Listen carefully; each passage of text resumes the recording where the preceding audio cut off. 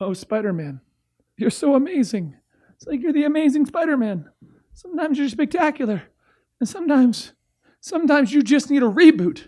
Marvel needs to get rid of its timeline, Spider-Man. I'm serious. Don't you agree with me, guys? Okay, so I completely annihilated the Spider-Man PS4 game by playing it on our Twitch channel, twitch.tv/eligible-monster, for the entirety of the weekend it came out. I played from Friday, Saturday, Sunday, all the way through 23 hours in. I had 89% of the overall map completed and the main storyline completed. And what I am about to tell you is going to blow your mind. If I didn't cancel the audio. We're okay. It's gonna blow your mind, but this game, in my opinion, is one of the best portrayals of Spider-Man in existence. Not only that, it proves that Marvel needs to do what DC does, which is every 4 to 7 years, they do a sort of soft reboot. Now, in order to explain what I'm talking about, I need to explain that a little bit. Now, Marvel and DC work off two different timeline concepts. Marvel's timeline is that everything since the beginning has happened in continuity.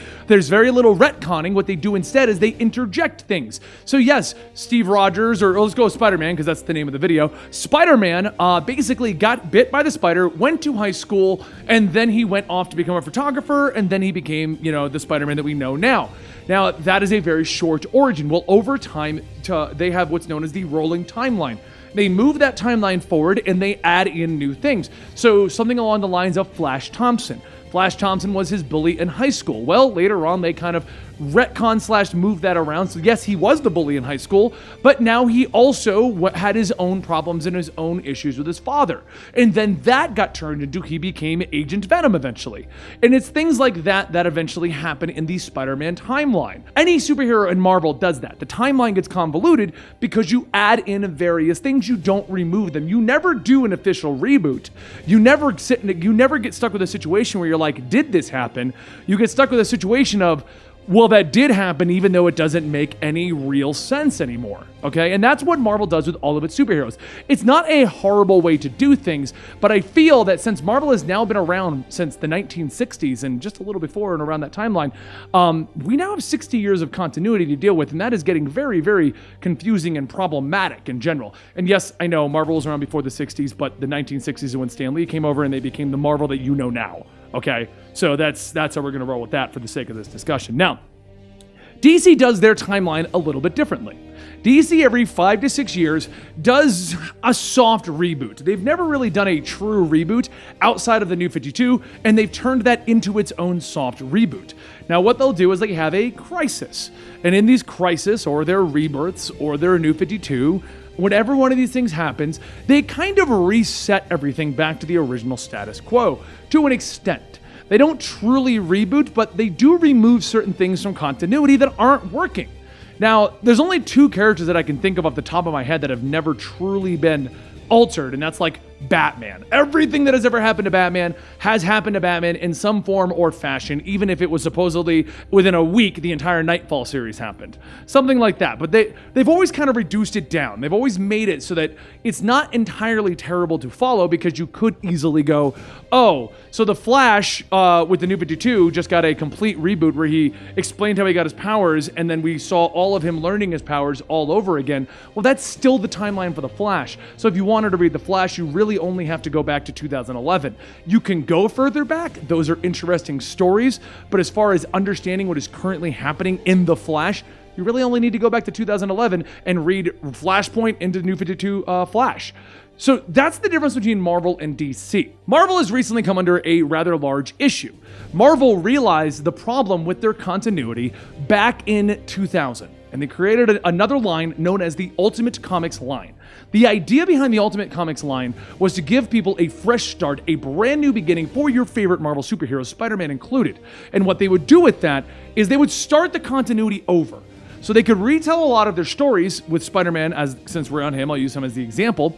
But with Spider-Man, we could do the Clone Saga again, but we could do it a little differently. We could retell the origin of Venom, but we could do it a little differently. Carnage is a completely different situation. You can go back and remove the convoluted, problematic stuff and just kind of do stuff the way you want to make it better, to make it work better in this current timeline. And that was great for the Ultimate Universe. Well, Ultimate Universe came out at the beginning of the 2000s, and by the mid-2010s, like 2014, 2015, it was kind of obvious that the Marvel Ultimate Universe had become just as convoluted as the regular universe. This is the universe where we had James Hudson, the son of Wolverine over there, and Magneto, Quicksilver, and Scarlet Witch had their own entirely weird situation, and mutants were actually a super soldier program invented by the government. Things just didn't line up anymore, and it was getting very convoluted. The answer to this was to shut down the Ultimate Universe. Sales were going down, and they realized it was getting convoluted, so they shut it down. That was the Secret Wars event in which the Marvel 616 universe and the Marvel Ultimate Universe collided, and they had a big fight, and it was the end of it. Now that brings us to today. In current continuity, in current comic books, since Marvel doesn't soft reboot, the problem we have now is things are convoluted and they are very confusing. Okay? Right now, Steve Rogers is back to normal Steve Rogers, but he's still Hydra Steve Rogers. He's still old man Rogers. He's still the same Steve Rogers that literally had a guy's head installed into his chest and went into a different dimension and had a son, and the son came back and got into a fight with him. That is not even a joke. That actually happened, and it's still in continuity. Okay? So merge your Ultimate Universe and your main universe. Marvel made the situation even messier. Okay?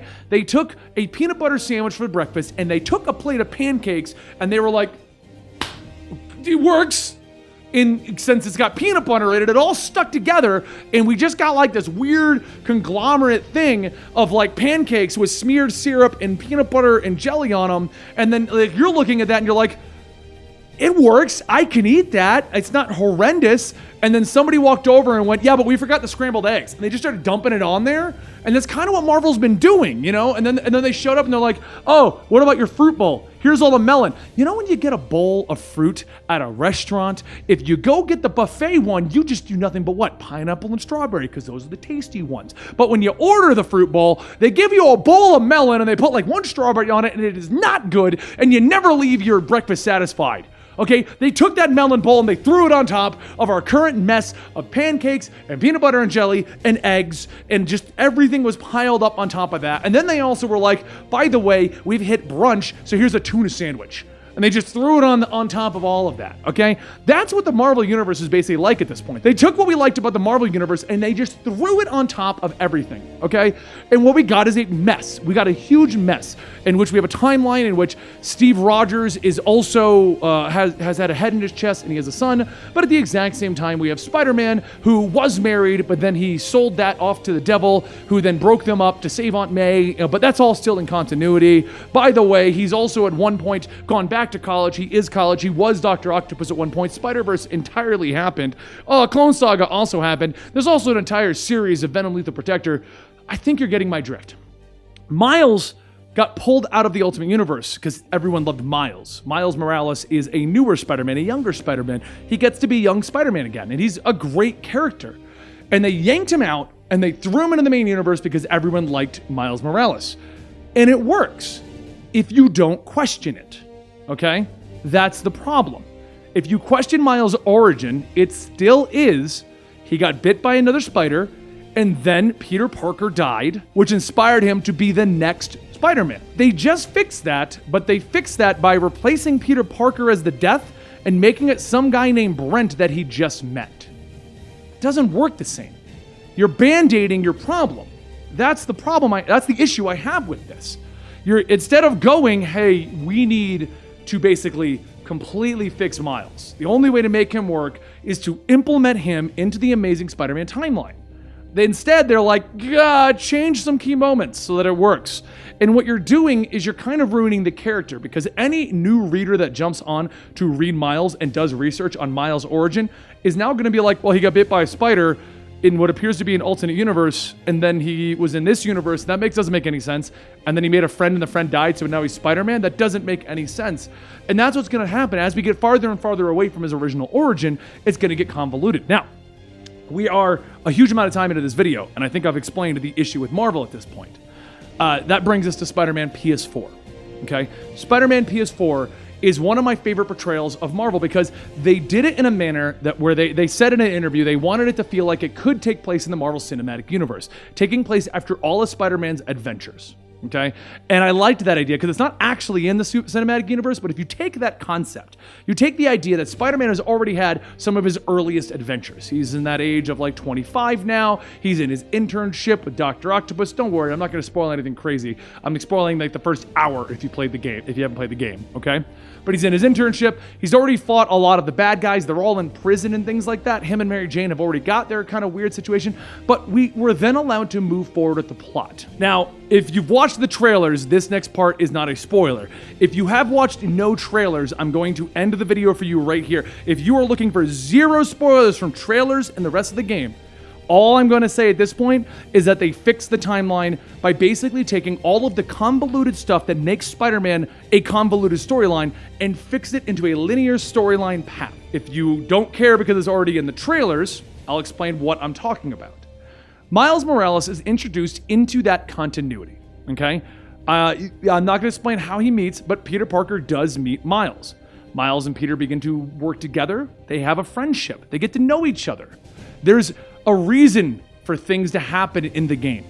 So when you get to the inevitable, the moment that you're all expecting, because it's Miles Morales, and you're like, well, Miles is going to get spider powers. When? Not going to tell you. You're going to sit there just like I was, on the edge of my seat for like 23 hours, every time I was Miles going, do I get him now? Okay, you're going to do the exact same thing. But when it happens, it makes sense. It's in the timeline. Peter Parker is able to talk to Miles. He's able to help him solve a lot of these problems.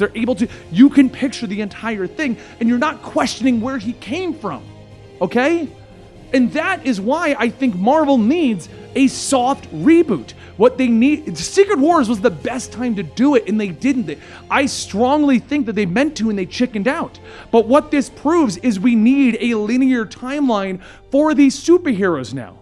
This is the best day and age for comic book fans. We have movies, we have video games, we have toys everywhere. And I have a nephew who is 6 years old and wants to know what's going on with Spider-Man. And you know what's easier for me to do? Sit him down and go, here's the plot to Spider-Man in one fell swoop. Here's what happened with Peter Parker, Mary Jane, Aunt May, and Miles Morales. You know what's not easy to do? Here, read this. Oh, I really like Miles Morales. Okay, well, buckle up, my 6-year-old nephew. I have to do a YouTube video. It doesn't work. It's not the same. And that's why I feel they need a soft reboot, or they need something. They need to just start fixing. You don't have to full reboot, but start actually retconning. Don't just throw things into the timeline like they're doing. The biggest retcon I can think of in recent history was the Brent thing, and that's only because how do you explain a multiverse? Well, you know what you could have done is still explain it since you have a movie about it. But that's another argument. I don't know why we had to fix that. Either way, the point I'm making is I feel Marvel needs that soft reboot.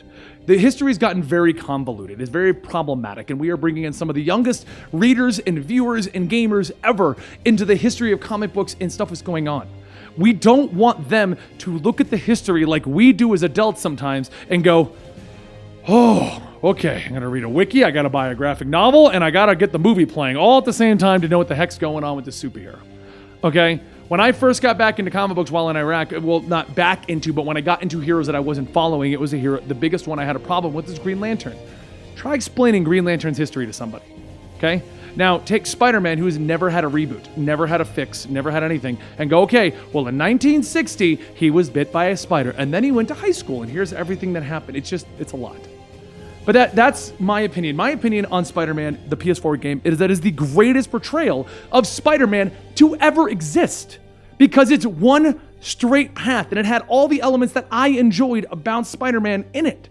And you throw in an amazing game on top of that, of course I'm going to love it. But it's literally become Tom Holland, Spider-Man PS4. I don't know who the actor is. So, yeah, here we go. Okay? That's what it's become for me. And I have loved Spider-Man since I was a kid. Spider-Man's the guy that got me to stop reading the comics in the 90s.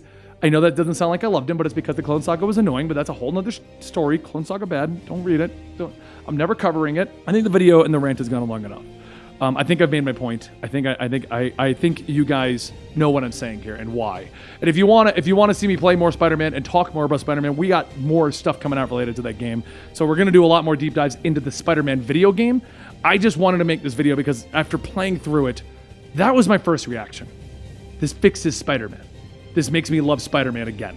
Not Tom Holland loves Spider-Man. This is like, I love Spider-Man again because you fixed what I love, not just gave me a great portrayal. What do you think in the comments down below? Do you think that this proves that Marvel needs to do a soft reboot? Do you think that this is the best portrayal of Spider-Man? Do you think it's a horrendous game? If you do, you're wrong.